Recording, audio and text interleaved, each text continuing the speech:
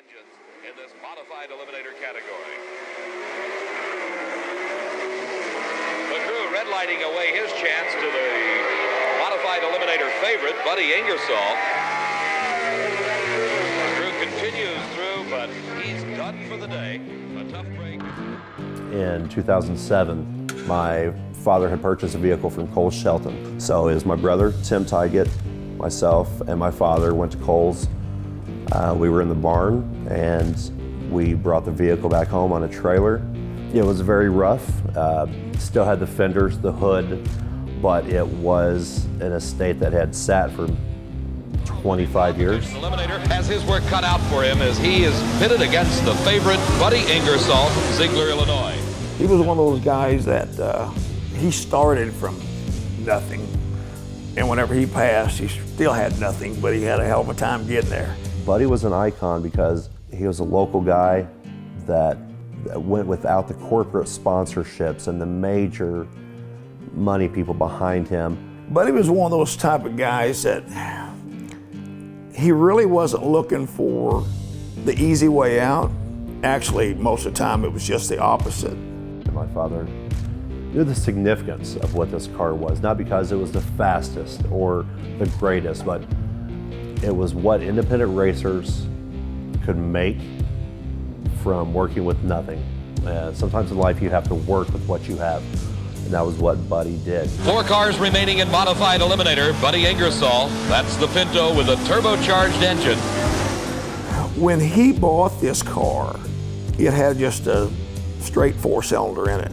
But it's so unique in its own right, because who had a 4-cylinder with a turbo doing the speeds in a Pinto? He just wanted to, kill you every time, and he would just go out there and just run it flat out. This thing didn't have all the electronics. It didn't have, all this type of stuff that, we have today. So it's just like, just rev that, pop the clutch and shift the gears, and there the light comes on, and wing her down through there. Well, let me tell you, in 1978, whenever he won the Spring Nationals, they did an on-track protest. And a red light for Paul McCure, giving the win automatically to Buddy Ingersoll. An interesting point, Buddy Ingersoll has had a red light against him in every round of competition today. They were trying to prove a point like, why are we even pulling up here?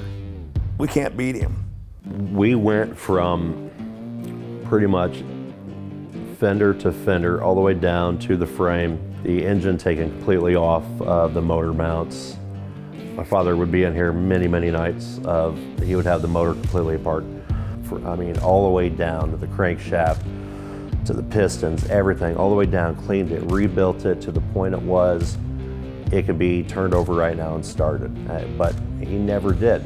Every place we've gone, it's either been with straps with another vehicle or pushing and pulling and tugging. I can see it going to anyone who appreciates the preservation of hard work of an American that started with very little and strived to do better and worked with what he had. You can ask any one of them that is a Ford fanatic, and they know about this car.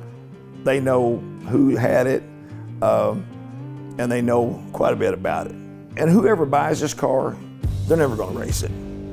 They're not buying it for that reason. It's a piece where it can be preserved and looked at and reminisced about as a part of the history of the sport.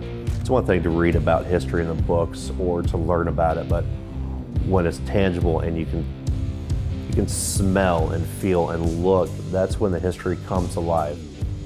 Buddy Ingersoll became a national champion by taking a Pinto and a turbo.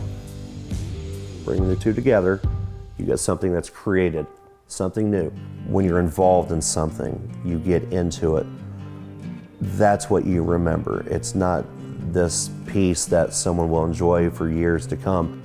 It's breaking a vehicle down with your father, spending that time and him teaching you all the little things, and that's the appreciation that I take away from it.